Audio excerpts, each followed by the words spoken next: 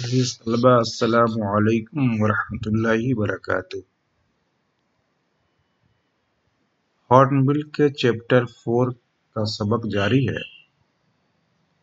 इस सबक में इब्तिदान 3 बातें बताई गई थीं कि इसमें राइटर 3 बातों का तज़किरा किया है। पहली बात ये थी कि यूरोप और एशिया के माबैन जो पेंटिंग में फ़र्क है, उस फ़र्क की वजाहत के लिए 2 तरह की स्टोरी बयान किया गया। उसके बाद चाइना की हयात के मुतालिक एक फ़लसफ़ा बताया गया। और तीसरी बात जो राइटर को बताना था वो यूं कि कुछ ऐसी भी चीज़ें होती हैं जिसे हासिल पढ़ करके या तरबियत हासिल करके उसे तरबियत के ज़रिए हासिल नहीं की जा सकती, बल्कि कुछ ऐसी चीज़ें होती हैं जिसे खुदा की तरफ से अतिया होता है, खुदा उसे अता कर देता है। इसी तरीके से पेंटर, कुछ ऐसे भी पेंटर हैं जो पेंटिंग सीख करके पेंटिंग करते हैं, और कुछ ऐसे भी पेंटर हैं जिनको ये फ़न खुदादाद होती है, यानी बगैर किसी तरबियत या किसी ट्रेनिंग के बगैर हासिल कर लेते हैं। आज उसी हिस्से का तज़किरा यहाँ पे ये करेंगे। इसे लिखते हैं गेटिंग इनसाइड आउटसाइडर आर्ट। ये आउटसाइडर आर्ट का मतलब है ऐसा आर्ट जिसे तरबियत या ट्रेनिंग के ज़रिए हासिल नहीं किया गया हो। इसके हवाले से मज़मून लिखा था 2005 के अंदर। मज़मून लिखने वाले बिरेंद्रा सूरी हैं, जो मज़मून हिंदुस्तान टाइम्स में 28 अगस्त 2005 को छपा था। इसी मज़मून को इस किताब में शामिल किया है।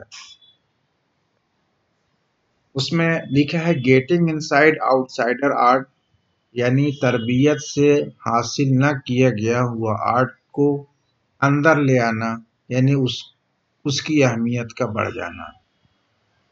उसके हवाले से लिखते हैं when French painter Jean Dubuffet mooted the concept of art brut in 1940s।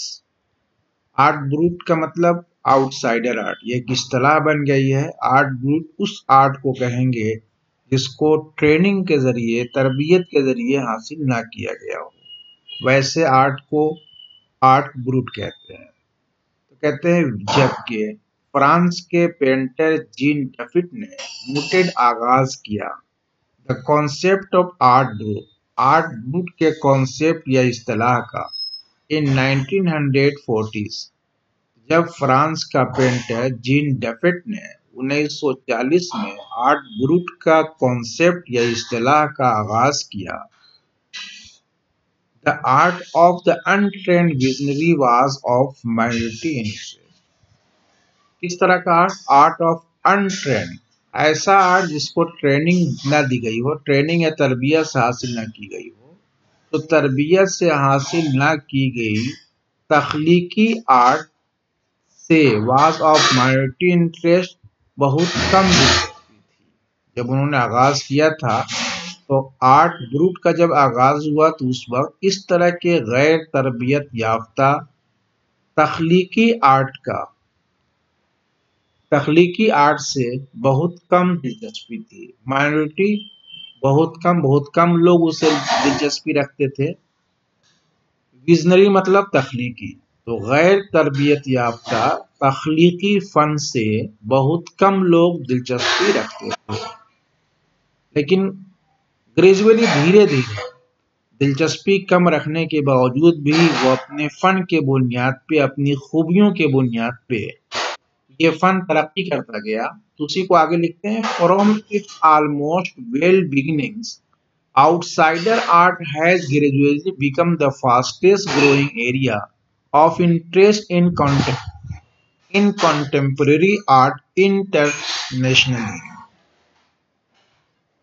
Will का मतलब जिसमें पर्दा पड़ा हुआ हो, पर्दादार हो, मख्फी हो।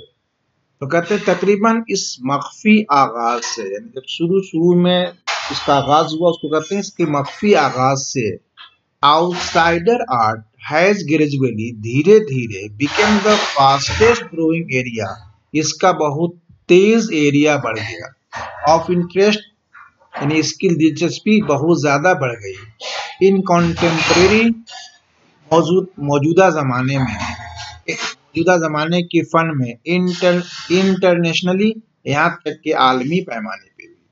तो कहते हैं कि इसके तकरीबन मख्फी आगाज से आउटसाइडर आर्ट धीरे धीरे पूरी दुनिया, यहाँ तक कि पूरी दुनिया में मौजूदा फन में दिलचस्पी का एरिया बहुत ज्यादा बढ़ गया। Outsider art has gradually become the fastest growing area of interest, यानी धीरे धीरे आउटसाइडर आर्ट में बहुत ज्यादा दिलचस्पी बढ़ गई, इन कॉन्टेम्पोररी आर्ट, मौजूदा जमाने में, इंटरनेशनली, यहाँ तक के पूरी दुनिया में, अक़वामी तौर पे, उसको आप यूं कह लें तकरीबन अपनी मख्फी आगाज से धीरे धीरे या अपनी कमजोर आगाज से धीरे धीरे आउटसाइडर आर्ट पूरी दुनिया में दिलचस्पी का सामान बन गया, या उससे दिलचस्पी लोगों की बढ़ गई।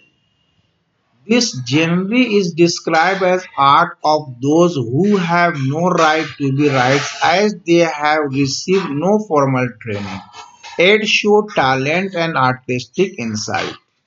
कहते हैं दिस जनरली मतलब ग्रुप, सिंफ, इस तरह के ये जो सिंफ है, यानी अनट्रेनिंग पेंट जो है, इस सिंफ को is describe as the art of those, उन लोगों का फन समझा जाता है जिन लोगों ने, जिन्हें हु हैव नो राइट, जिन्हें हक नहीं है, to be right, artist, art फनकार होने का, क्यों, as they have receive no formal training, क्योंकि उन्होंने कोई बाज़ाब्ता तरबियत हासिल नहीं किया है, एट, फिर भी, show talent and artistic insight, फिर भी वो अपनी टैलेंट, सलाहियत और आर्टिस्टिक फनकाराना बसीरत का मुजाहरा करते हैं।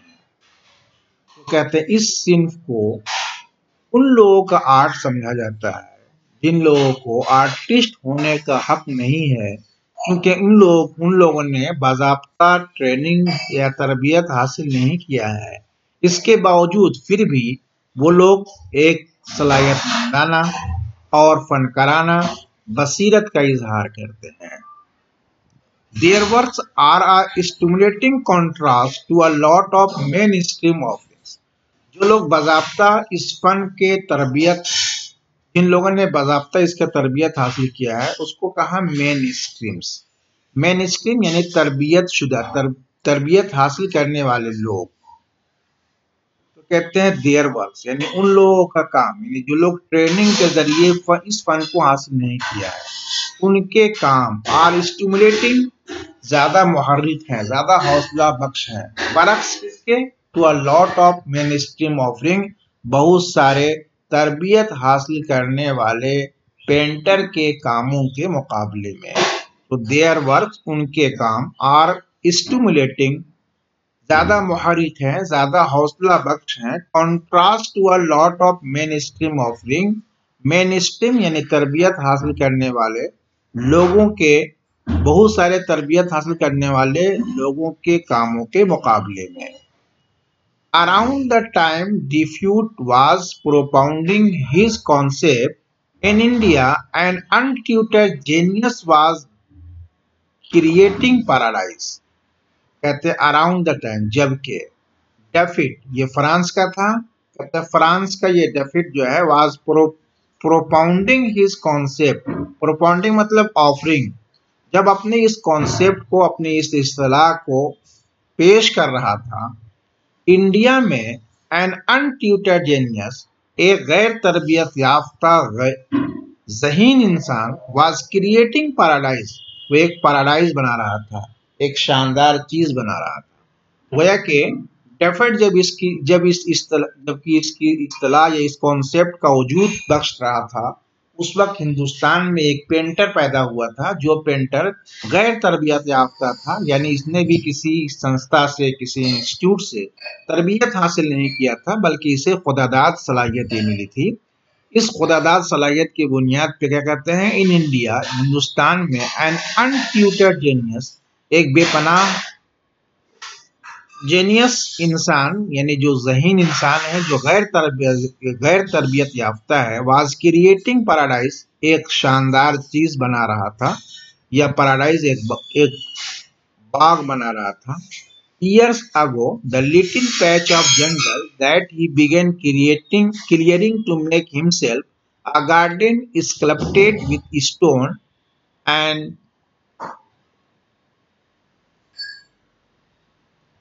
recycled material is known to the world today as the Rock Garden at Chandigarh। कहते हैं कि गैर तरबियत याफ्ता बेपनाह जेनियस, यानी बहुत ज़हीन इंसान, एक पैराडाइज बना रहा था। ईयर्स एगो, बहुत साले पहले, द लिटिल पैच ऑफ जंगल, जंगल के एक छोटे से हिस्से को, दैट ही बिगन क्लियरिंग, जिसे उसने साफ करना शुरू किया, टू मेक हिमसेल्फ, खुद, to make himself a garden, खुद उसको बागीचा बनाने के लिए। बागीचा कैसे बनाएगा, स्कल्प्टेड विद स्टोन, पत्थर को तलाश करके, एंड रिसाइकल मटेरियल, और रिसाइकल मटेरियल मतलब कहते हैं उन सामान को जो फेंक दिया गया और दोबारा उसको काबिल इस्तेमाल बना दिया गया हो। तो दोबारा काबिल इस्तेमाल चीजों का इस्तेमाल करके और पत्थरों को तराश करके उसने खुद बाग बनाने का काम शुरू किया, जिसे is known to the world today, जिसे आज दुनिया उसे रॉक गार्डन के नाम से जानती है। और ये रॉक गार्डन चंडीगढ़ में वाक़ है। Its 80-year-old creator director New Chand is now hailed as India's biggest contributor to outsider art। कहते हैं ये 80 साला क्रिएटर, जो उस गार्डन का डायरेक्टर भी है, नाम क्या है, न्यू चंद। तो 80 साला बाग का क्रिएटर और उसका director new Chand is now held, अब उसको मुबारकबादी पेश की जाती है। किस तौर पे, as India's biggest contributor to outsider, इस आउटसाइडर फंड के लिए हिंदुस्तान का सबसे बड़ा कुर्बानी पेश करने वाले की हैसियत से।